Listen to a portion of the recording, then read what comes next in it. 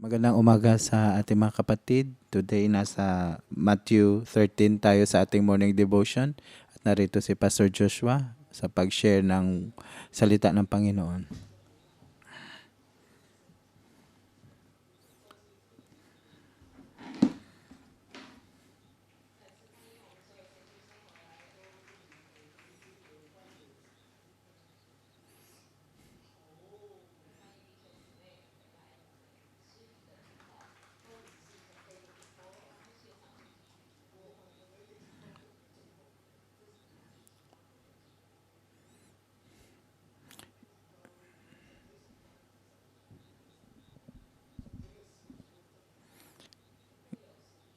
Ngayon pwede na tayong mag-gather physically.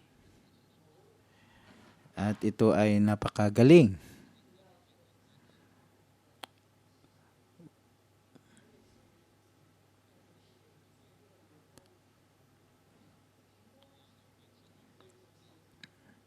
Sa katapusan ng araw, marami mga bagay ang hindi sigurado.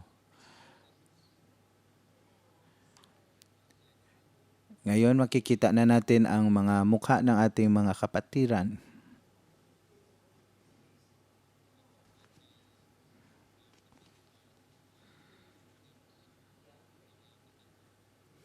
Lagi akong umaasa na magkakaroon na tayo ng physical na pagsamba. Maraming salamat sa Diyos. So sa umagang ito, babasahin natin itong napakahabang scripture. Pero mabuti ito. Lalo na at tayo ay naghahangad sa salita ng Panginoon. Ngayon, abang tayo ay tumitingin dito, maintindihan ang kaharian ng Panginoon. May dalawang parte. Ang una ay para maintindihan, ang pangalawa para makita yung susi ng kaharian. Napakaraming talata ang chapter 13.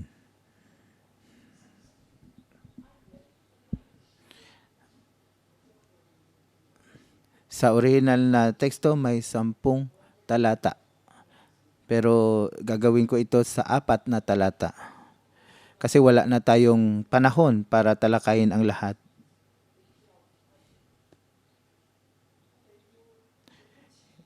Hindi natin maubos hanggang sa katapusan na verse. Babalikan natin, meron tayong mga babalikan na mga nakaraang mga talata kung paano prinisinta itong aklat ng Matthew.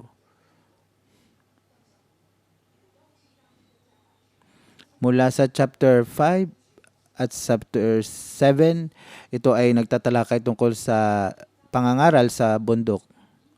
At kung paano si Jesus nagsimula sa kanyang pangangaral, sa kanyang ministeryo. At makikita natin dito na yung ating Panginoon ay Panginoon na nagliligtas. Nang nagsimula ang Panginoon, ang kanyang liwanag ay pumunta, sumakop sa kadiliman.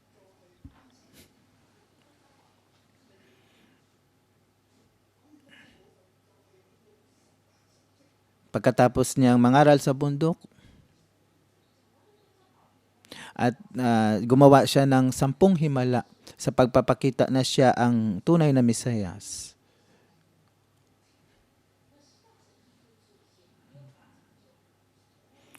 Ang 10 himala ay nagpapakita na ang Panginoon ay nagliligtas.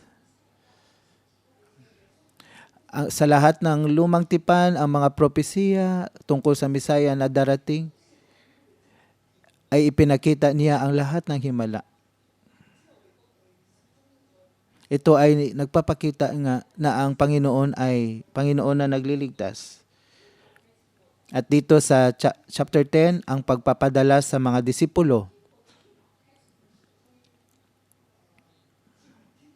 Ang hari ng langit nagsimula sa kanyang mga gawain. At ito ay nagtatalakay tungkol sa prinsipyo ng kaharian ng langit.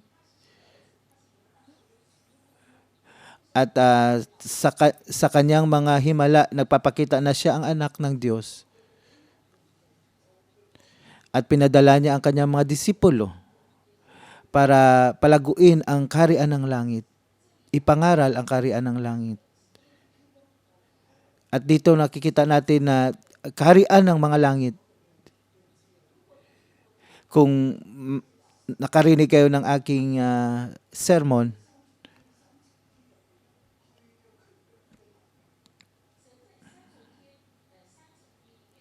ito ay ang otoridad at kapangyarihan ng Diyos sa pangatlong langit.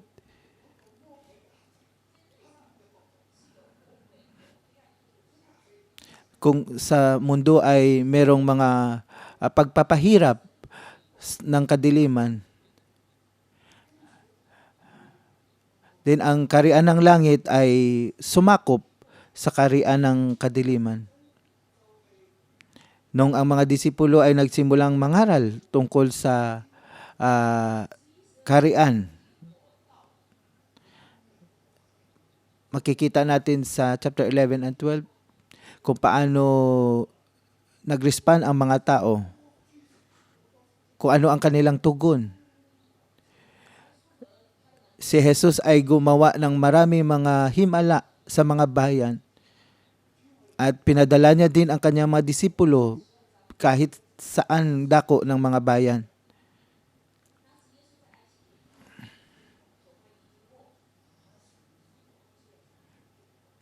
At makikita din natin na sa chapter 12 that sa oras na iyon, sinasabi dito sa panahon na iyon, sa panahon na ang Diyos ay nagsimulang gumawa, sa panahon na ang kaharian ng langit ay nagsimulang dumating. Yan ang sinasabi ni Jesus. Ang taniman ng trigo ay katulad ng mundo. Ito ay ngayon ay katulad ng ang panahon na ang Diyos ay gumawa. At makikita natin dito na ang kaharian ng langit ay dumating, pero ang tao ay hindi tumugon. At dito sa chapter 13, maintindihan natin ang misteryo ng kaharian ng langit. Dahil dumating na ang takdang panahon ng Panginoon. At dito sa chapter 13, verse 1. Noon ding araw na iyon, si Jesus ay lumabas sa bahay at naupo sa tabi ng lawa. Dahil sa dami ng taong lumapit sa kanya, sumakay siya sa isang bangka at doon naupo, tumayo naman sa dalampasigan ang mga tao. Kung titingnan natin itong dalawang chapter, makikita ninyo na parehas lamang sila. At dito sa aklat ng Matthew, ito ay isang pattern. Ang Panginoong Hesus ay pumunta sa isang lugar, naupo, at ang mga disipulo ay lumapit sa kanya. At nagsimula siyang magturo. Ano yun? Saan? Doon sa pagtuturo niya sa bundok. Madaming tao ang sumunod sa kanya. Nang simula siya sa pangaral sa bundok at maraming taong nakinig sa kanya. At ang mga tao ay naupo din sa paanan ng bundok. At ang mga disipulo ay lumapit sa kanya at nagsimula siyang nagturo. Ang Matthew ay nagsasabi ng isang bagay na si Jesus ay ang hari ng langit at ang mga disipulo ay lumapit sa kanya.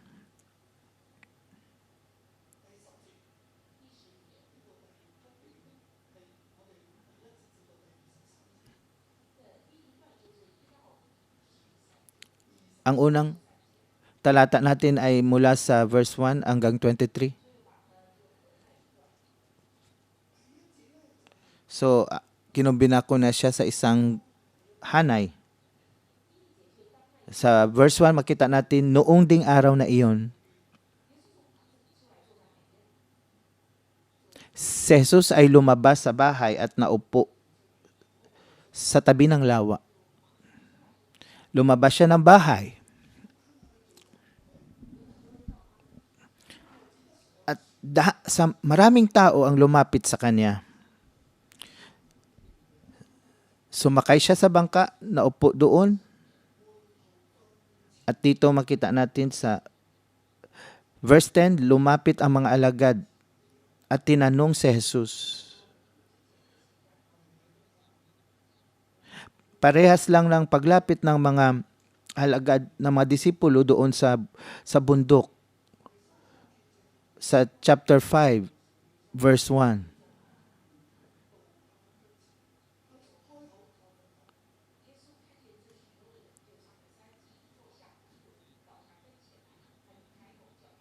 Ngayon, nung makita niya ang mga tao, pumunta siya sa bundok at nagturo sa kanila. Ang salitang lumapit sa original na, minsan ito ay tinatranslate na pagsamba. Ang mga tao ay nagsimulang lumapit sa kanya, nagsamba sa kanya, and siya ay nagsimulang magturo. And then, siya ay nagsimulang mangaral, magsalita. Ang kanyang salita ay kapangyarihan, puno ng liwanag. Nung lumabas ang salita ng Panginoon, ang espiritual na mundo ay nabuksan. Nang nagsimula ang Panginoon, ang kaharian ng langit ay nagsimulang lumabas. Ano ang sinasabi ng Panginoon? Ito ay ang misteryo ng kaharian ng langit.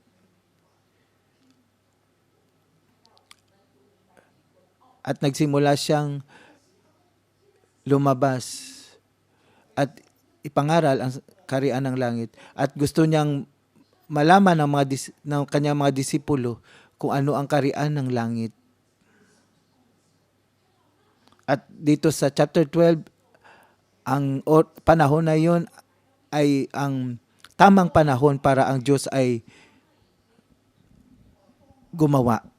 At dito din sa Matthew 13, noong araw din na iyon. Sa Chinese, gumagamit ng 2 salita. Pero sa Grego, may 5 salita.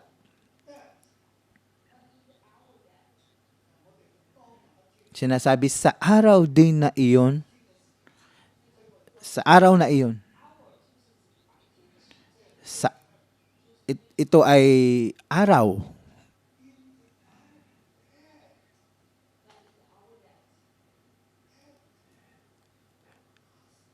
Mismo sa araw na iyon, sa pinaka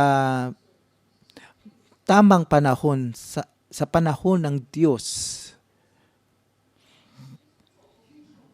ito ang oras na nagsimula na ang Panginoong Hesus na gumawa. Noong ang hari ng langit ay nakipaglaban sa kaharian ng kadiliman,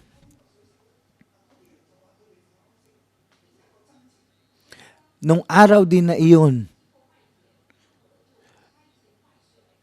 nung ang mga disipulo ay naglakad doon sa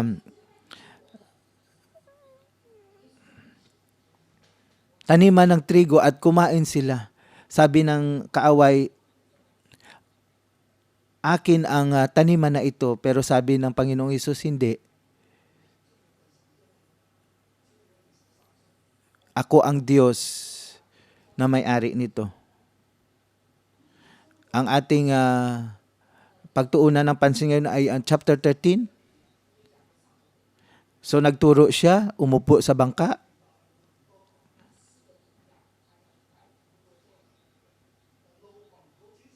May apat na klase ng lupa na makikita natin dito.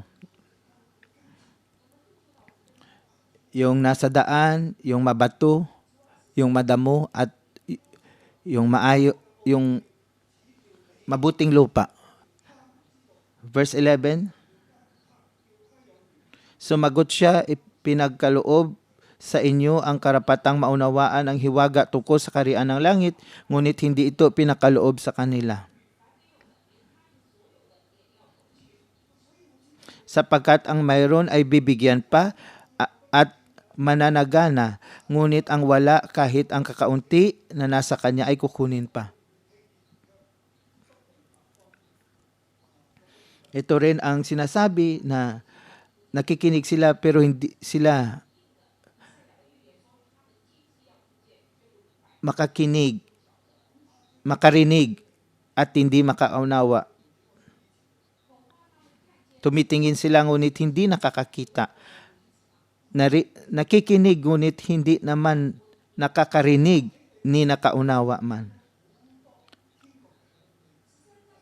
Itong mga tao na ito,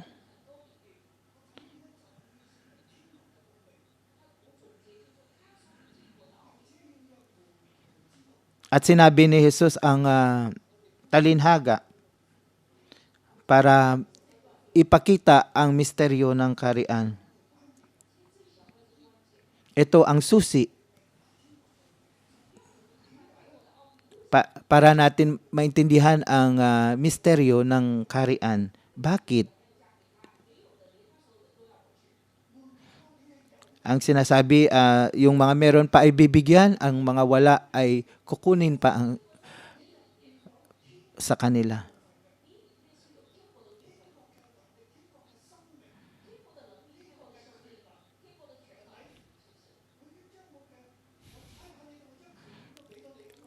Sabi ng Panginoong Hesus, binigyan ko kayo ng kapangyarihan, ng otoridad, at itinanim ko sa inyo ang kaharian ng langit. Gumawa ng mga himala ng kapangyarihan upang pagalingin ang mga may sakit. Si Satanas ay matatakot sa inyo. Nasa atin ang kaharian ng langit.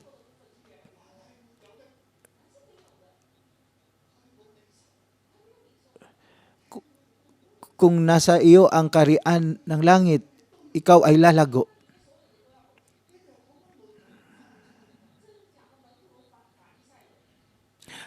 Yung mga sinasabi dito na yung wala sa inyo ay kukunin pa, nagsasaad dito na ang Panginoon ay nagsasabi na ito tungkol sa mga Pariseo. Sa lumang tipan, ang Diyos ay nagbigay sa kanila ng kaharian ng langit. Kaharian ni David. Binigay sa kanila ang kasuguan. Pero hindi nila tinanggap ang kaharian, hindi nila tinanggap ang Panginoon, hindi nila tinanggap ang tagapagligtas. Nung dumating ang kaharian ng langit, ano ang ibinigay sa kanila sa nakaraan ay kinuha sa kanila.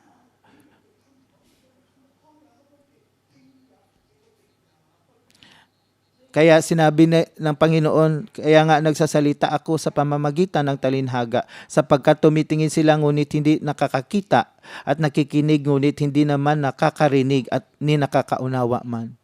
Hindi nila naintindihan, hindi nila nakikita. Pero dito makikita natin sa 17, tandaan ninyo, maraming propeta at matuwid na mga tao na naghangad na makita ang inyong nasaksiyan at narinig ang inyong napapakinggan, subalit hindi nila ito nakita ni narinig. Mga kapatid, ito ay isang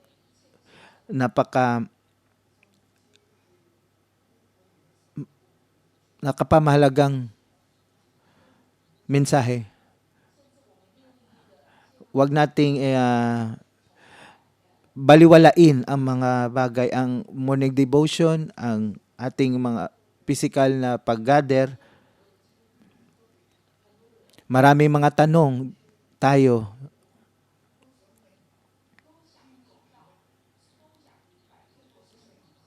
Ang mga nakakarinig gusto nilang intindihin kung ano ang kaharian ng langit. Gusto nilang malaman ang katotohanan. Pero sinabi dito na isang bagay ang sinabi ng Panginoon, ito ngayon ang panahon na ang Diyos ay nagsimulang gumawa. Marami mga tao ang gustong makinig pero hindi sila makikinig. Paano ko ito apply sa buhay ko? Ngayong, mga kapatid, wag nating ipagwalang bahala ang mga bagay. Ang morning devotion, dapat nating i-treasure, dapat natin pahalagahan. Dahil nakikita natin na ang Diyos ay nagsimulang gumawa sa ating mga buhay. Sino lang bang simbahan na merong morning devotion katulad natin? Ngayon sa mundo, meron bang katuruan na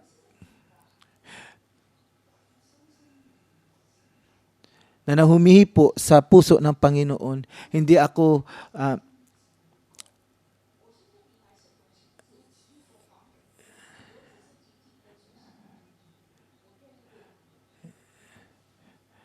ako nagbabrag. Hindi sinasabi ko ito. Gusto kong sumunod sa Panginoon ng buong puso.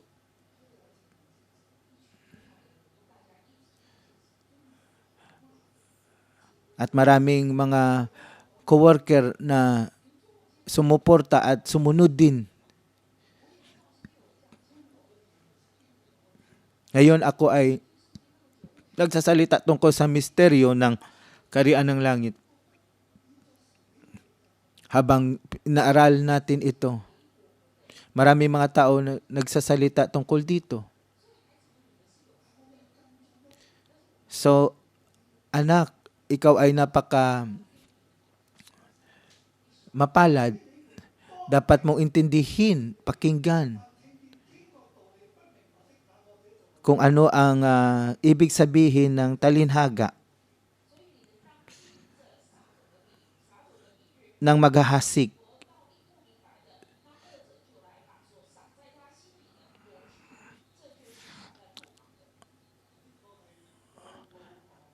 Ang mga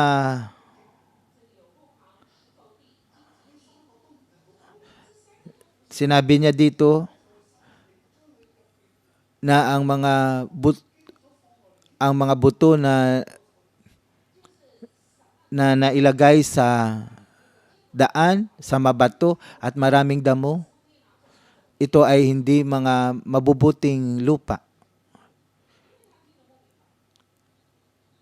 Ito ang mensahe na dumating sa taong hindi nakakaintindi sa kaharian ng langit.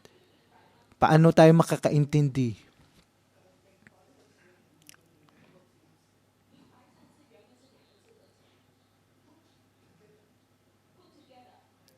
Ang pagkakaintindi ay dalawang salita.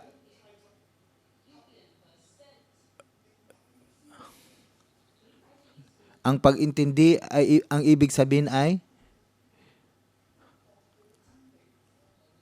ang Diyos ay gumamit ng kanyang katotohanan sa buhay natin.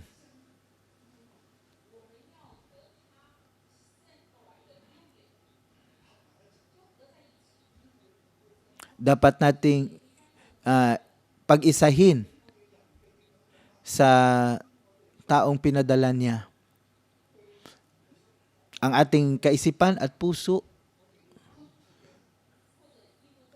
ay tumugon bilang isa, nagiging isa sa kanyang katotohanan. Yan ay ang paglalagay sa mabuting lupa para tumubo ng 30, 60, and 100. Yung mga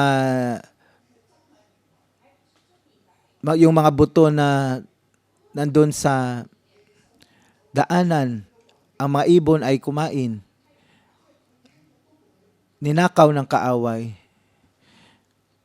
Ang mabato naman ay hindi tumubo.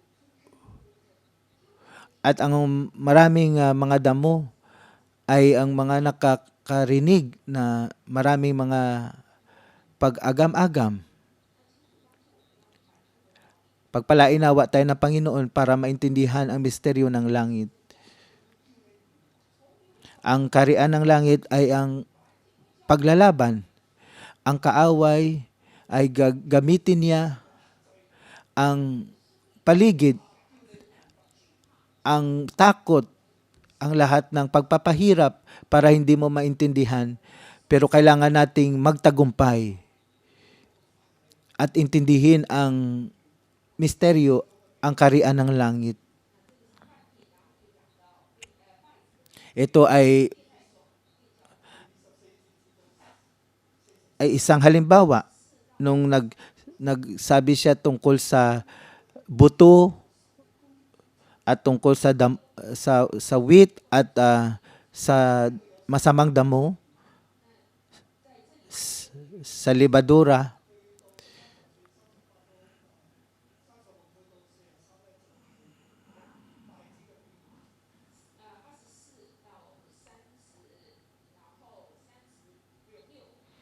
(24 to 30 to 36 to 43). Ito ay nagsasalaysay tungkol sa talinhaga, tungkol sa wheat at sa buto ng mustasa.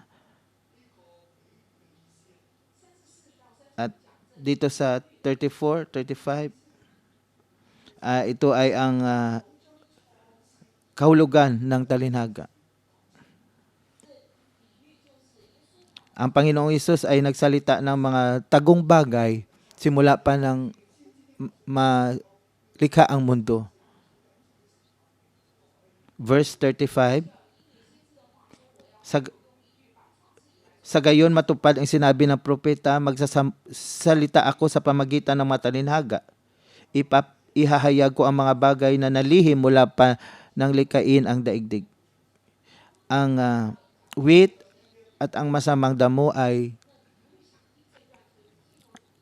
tumubo ng parehas. Kung nakinig kayo sa ating sermon noong linggo, yung trigo at ang damo, ang talinhaga tungkol sa trigo, nagsasaad ito ng mga bagay sa mundo. Ito ay gawain ng kaaway.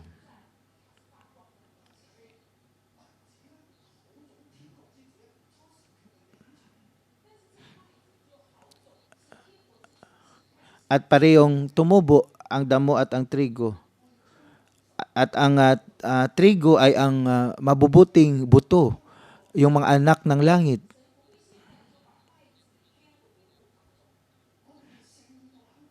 Ang Diyos ay hindi niya kukunin agad-agad ang kaharian ng kaaway. Makikita natin na pareha silang tumubo. At dito sa Matthew 13, sa araw ding iyon, sa oras na iyon, ang Panginoon ay gumagawa. At ang Panginoon ay nagsasalita tungkol sa talinhaga ng kaharian ng langit.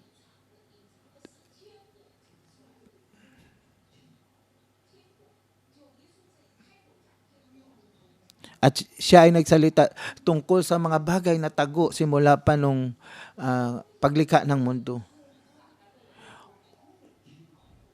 Ayaw niya ipaalam sa kaaway kay Satanas, pero sinabi niya lang sa mga disipulo para malaman ng disipulo at maging makapagbunga sila. At dito sa katapusan na na panahon. Sila ay magiging katulad ng isang araw na magliliwanag. Kahit na sila ay tago at mahina, pero sila ay magliliwanag at lalago. Parehas lang sa talinaga ng buto ng mustasa. Ito ay pinakamaliit, pero ito ay tutubo at lalago. Katulad ng sa isang lebadura na kaya niyang palakihin ang minasang harina. Ito ang misteryo ng kaharian ng langit. Ang kaharian ng langit ay lalago kaysa kaharian ng kadiliman. At ito ay isang senyales na lalaki. At tayo din ay lalago. At sa darating na panahon, makatanggap tayo ng ating reward, gantimpala. At ang kaharian ng langit ay itatapon, kaharian ng kadiliman ay itatapon sa impyerno. Ito ay sinasabi dito sa third paragraph. At maraming mga tao ang hindi nakaintindi dito.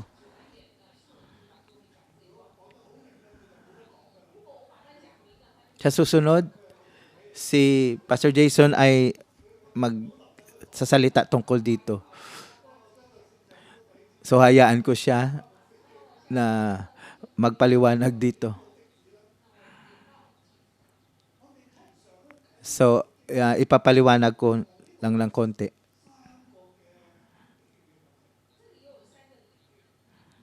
Meron tatlong talinhaga dito.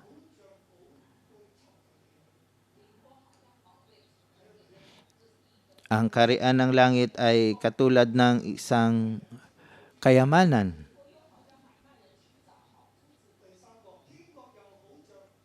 Ang kaharian ng langit ay katulad ng isang merchant.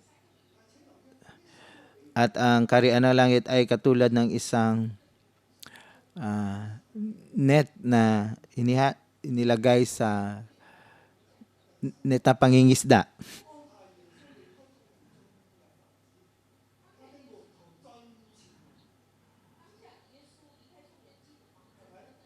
Isang lambat. At 36, pagkatapos iniwan ni Jesus ang mga tao at pumasok siya sa bahay, lumapit ang kanyang mga alagad at sinabi sa kanya, "Paliwanag nga po niyo po sa amin ang talinaga tungkol sa mapanirang damong tumubo sa bukid."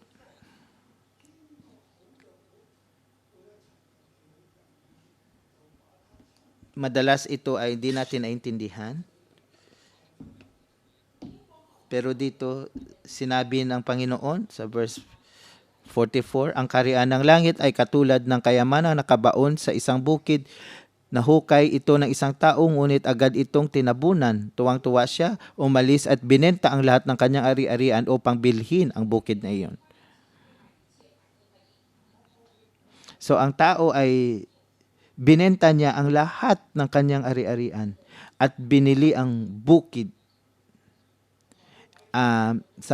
Ito ang tao na ito ay isang disipulo.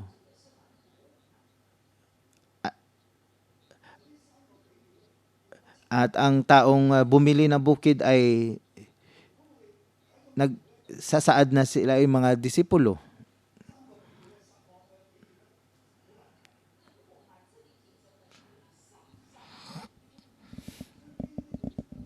Kung ating intindihin ito,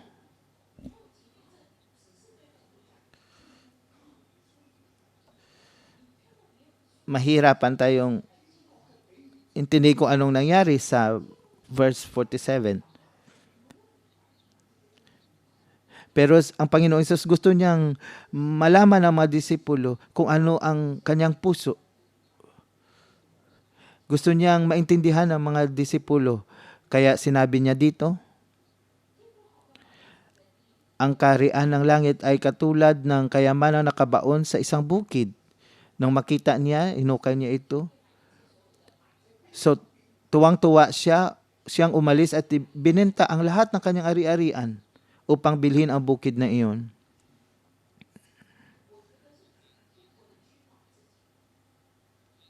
Sa palagay ko, ang hari ng langit na si Jesus mismo, at sinabi niya sa kanyang mga disipulo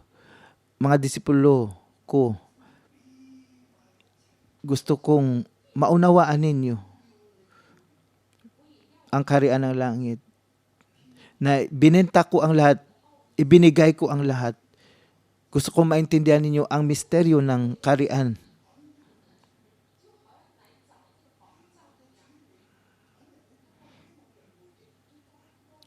Na ako ay dumating para hanapin itong kayamanan na ito. Katulad ng taong naghahanap ng kayamanan. So katulad ng isang negosyante na naghahanap ng mamahaling perlas,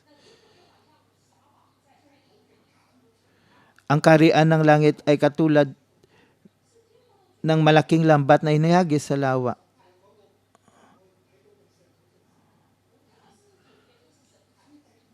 At dito sa verse 49, nagsasalita tungkol sa paghukom. At nagtanong si Jesus, naunawaan ba niyo ang lahat ng ito? Tanong ni Jesus. At sinabi nila, opo. So makikita ba natin na importante na makaintindi tayo? At matapos na sabihin ito ng Panginoong Jesus, nagtanong siya, naintindihan niyo ba? Naunawaan niyo ba? Ano man ang sinabi ng Panginoon, dapat nating intindihin. Tayo ang mga kayamanan ng Panginoon. Mga kapatid, tayo ang kayamanan ng Panginoon. Dapat nating intindihin ang misteryo ng kaharian ng langit. Sa last verse,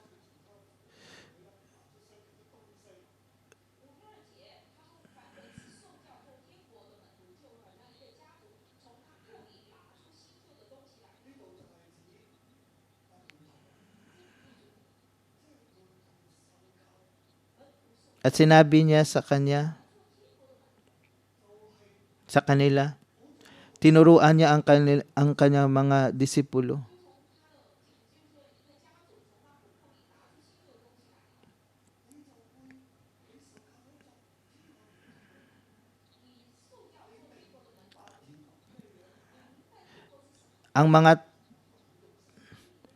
Sinabi niya sa kanila, kaya nga ang bawat tagapagturo ng kautusan na kumikilala sa kaharian ng langit ay tulad ng isang pinuno ng sambahayan na naglalabas ng mga bagay na bago at luma mula sa kanyang taguan ng kayamanan.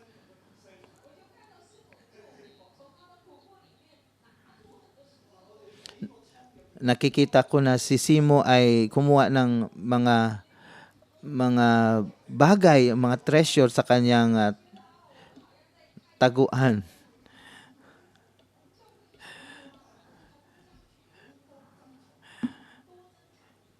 It's like na parang napakarami kami mga gamit.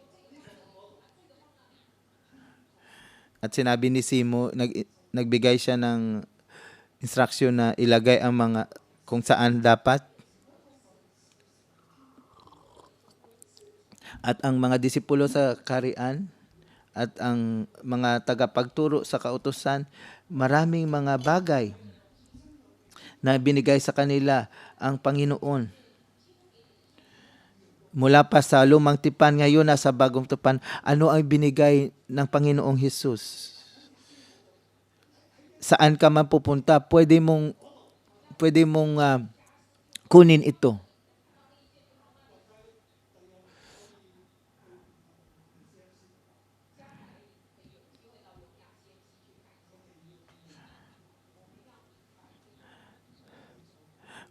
dapat natin intindihin ang misteryo ng kaharian ng langit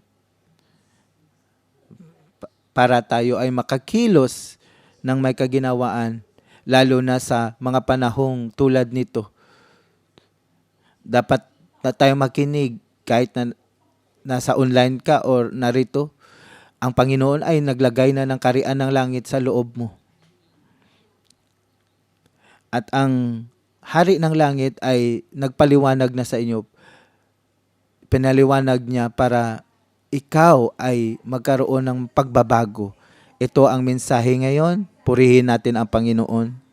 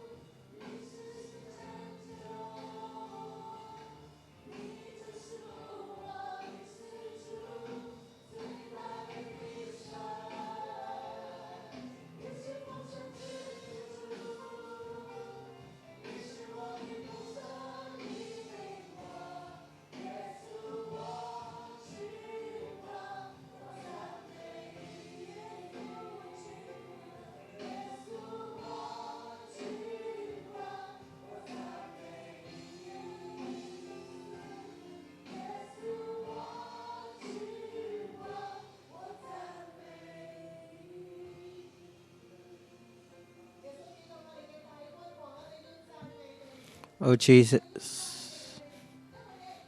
napakadakila nitong hari na ating pinupuri. Panginoon, ikaw ang hari ng langit. Ang kaharian mo ay napakadakila at ang iyong luwalhatian ay magpakailanman. Mga kapatid, purihin at sambahin natin ang Panginoon. Magbigay tayo ng papuri sa Kanya. Ikaw ang hari magpakailanman.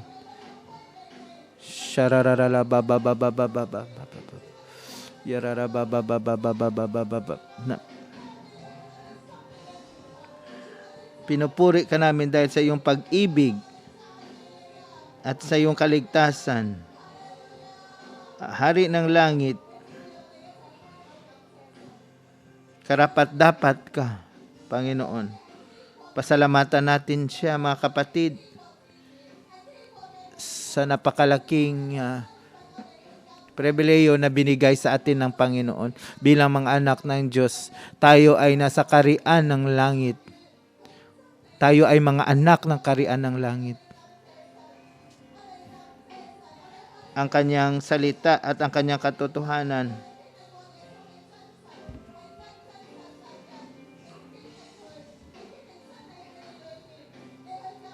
pasalamatan natin siya dahil siya ay totoo at tunay at naranasan natin ang kanyang kapangyarihan, ang kanyang kaligtasan. Pasalamatan natin siya. Huwag nating ipagsawalang bahala. Meron tayong morning devotion at hindi natin ipagsawalang bahala. Purihin natin ang Panginoon na siya ay buhay at siya ay nabubuhay sa ating kalagitnaan. Ayun. At nababasa natin sa verse 23.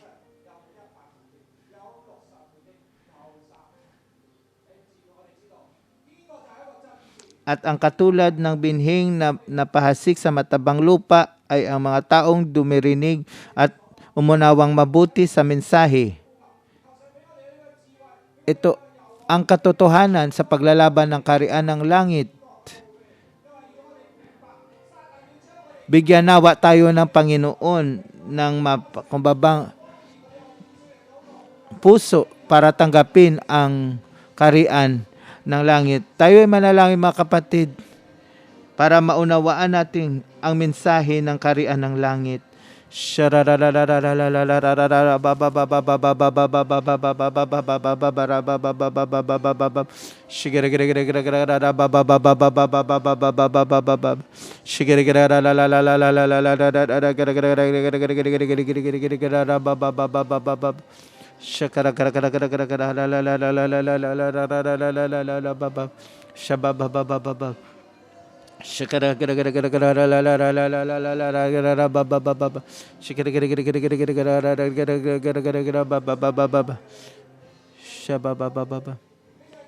Panginoong Hesus, nagpapasalamat kami sa iyo na gumamit ka ng talinhaga para maintindihan namin ang kahulugan ng misteryo ng kaharian. Nawa bigyan mo kami ng espiritu na maintindihan namin ang katotohanan ng kaharian ng langit. Kunin mo ang lahat ng mga balakid sa aming mga puso para kami ay makakaintindi ng kaharian ng langit. Para mapalago namin ang iyong salita, ang iyong katotohanan sa mga tao sa paligid namin. Para kami ay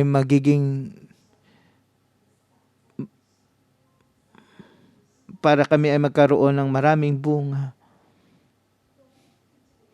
Panginoon, habang tinatanim mo ang buto sa aming mga puso at buhay, nawa ay maunawaan namin habang kami ay nakikinig sa iyong salita.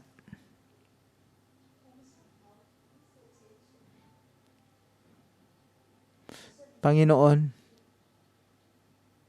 alam namin na kami ang mga mabubuting lupa na pinili mo.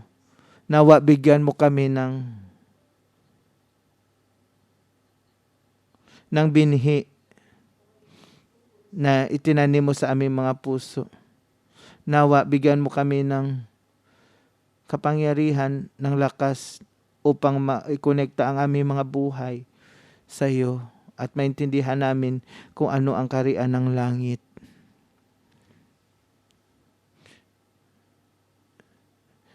Na hindi kami hiwalay doon sa binhi ng kaharian ng langit. At ang binhi ay magiging buhay namin.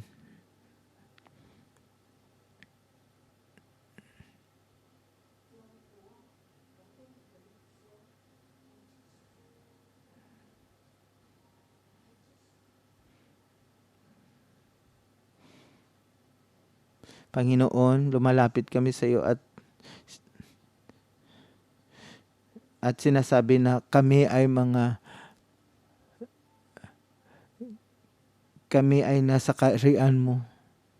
Kahit na konti lamang kami, Panginoon, alam namin na nagagalak ka na kami ay lumapit sa iyo.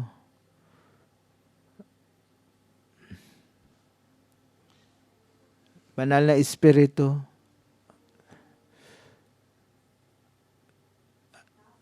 halika sa aming piling. Daluyan mo ang aming mga puso.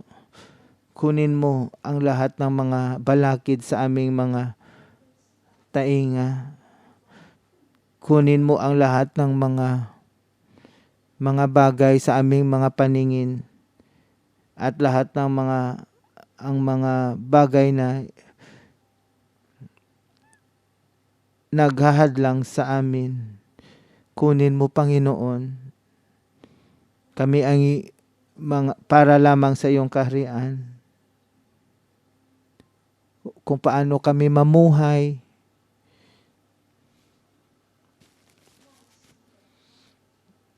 Yun din ang aming dapat isa sa buhay, Panginoon. Yung buhay mo.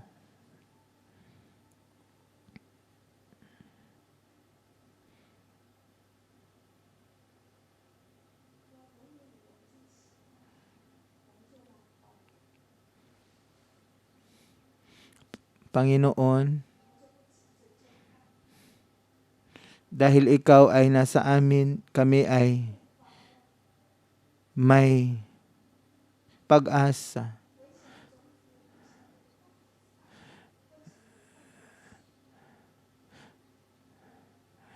Kahit na kami ay maliit, pero sinabi mo na kami ay lalago, Panginoon, dahil sa iyo.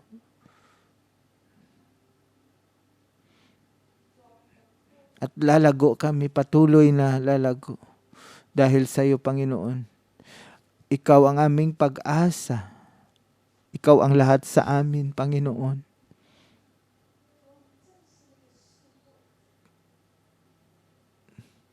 O Panginoon, ikaw ang Diyos.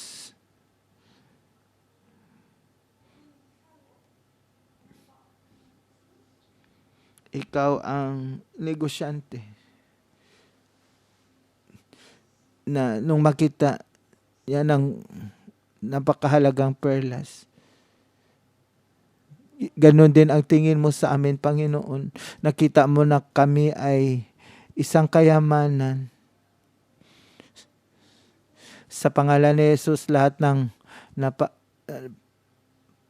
pagkababa,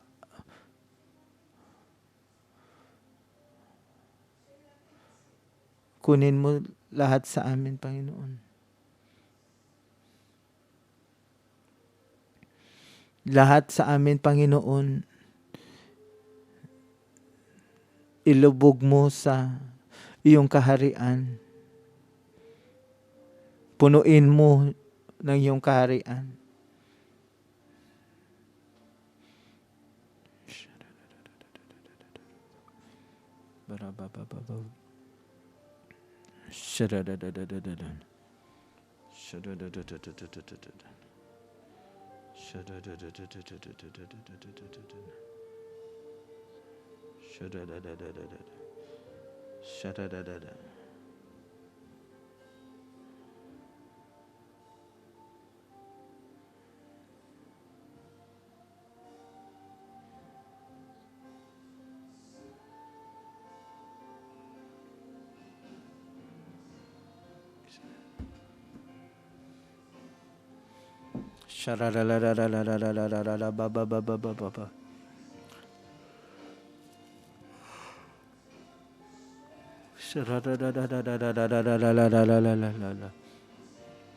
Banal na Espiritu, punuin mo kami.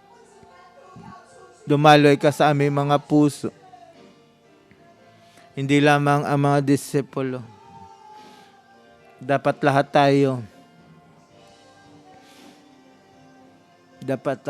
tayo ay tumawag sa Panginoon. O punuin mo kami ng iyong presensya, banal na Espiritu.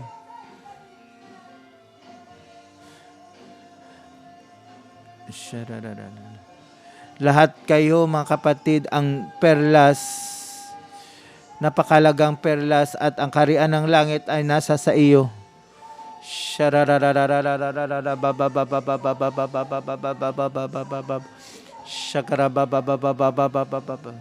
Shakar, ang kapangyarihan ng Panginoon ay nasa sa iyo.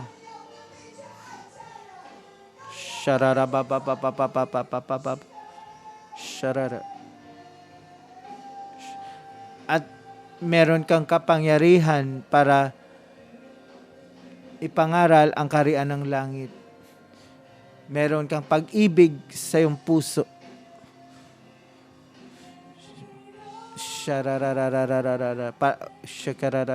Para ibahagi ang salita ng Panginoon. Panginoon, ang iyong kalawalhatian, yes, ay mangyari sa aming kalagitnaan. Pumunta, Panginoon, yes, dumaloy sa mga bansa, sa mga bayan.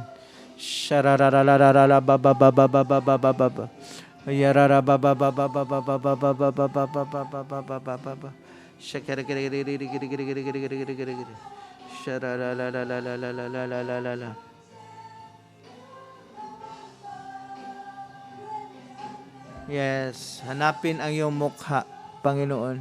Ang iyong pagpupuspos. Yes, yes, hallelujah. Banal na Espiritu, ang iyong pagpupuspos sa lugar na ito. Panginoon, nahanap natin ang iyong mukha. Tayo ay tumayo, mga kapatid.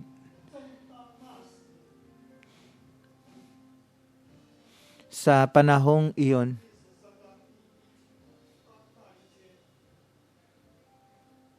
sa araw din na iyon, sa oras na iyon,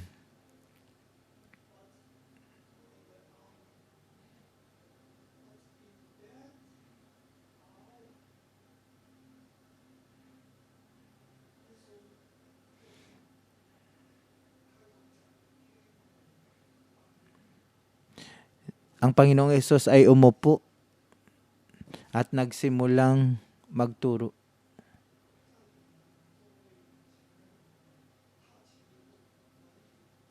Nagturo siya tungkol sa kaharian ng langit. Habang tayo ay nakaupo, ating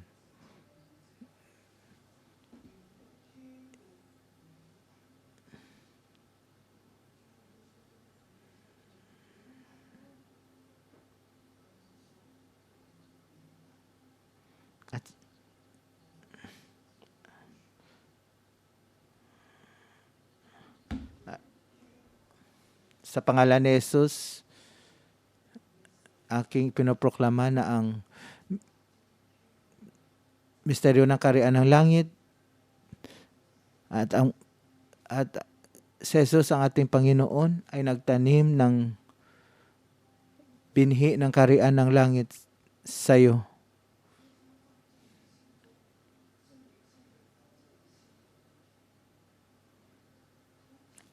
Ang katotohanan ng kaharian ng langit ay tinanim sa iyo, sa buhay mo.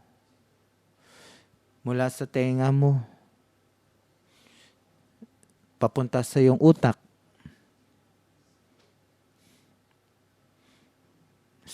sa iyong isipan, sa iyong puso. At ito ay magiging isa.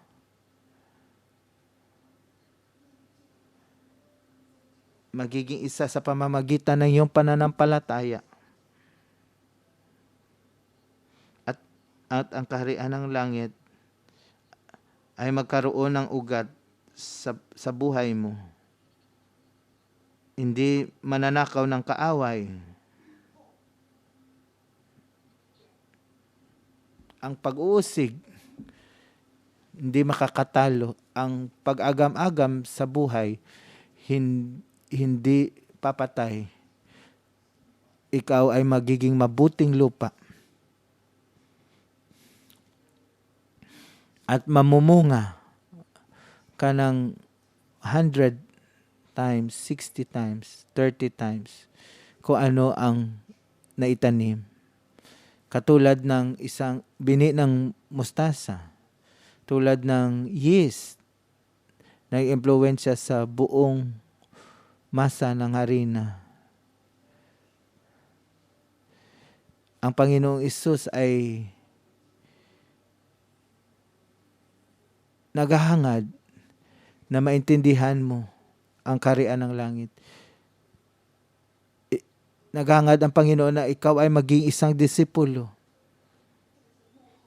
Ano man ang inilagay ng Panginoon sa puso mo, na maintindihan mo ito at maisabuhay, at sa mga panahong ito, makakasunod ka pa rin sa Panginoong Hesus. Kahit ano ang sitwasyon dito sa Hong Kong, sa paligid mo, kahit mabaliktad man ang mundo, ikaw ay tunay na disipulo ng kaharian ng langit.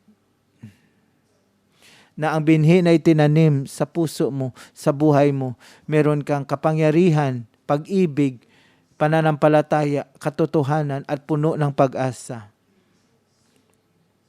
At ang buhay mo ay mabago.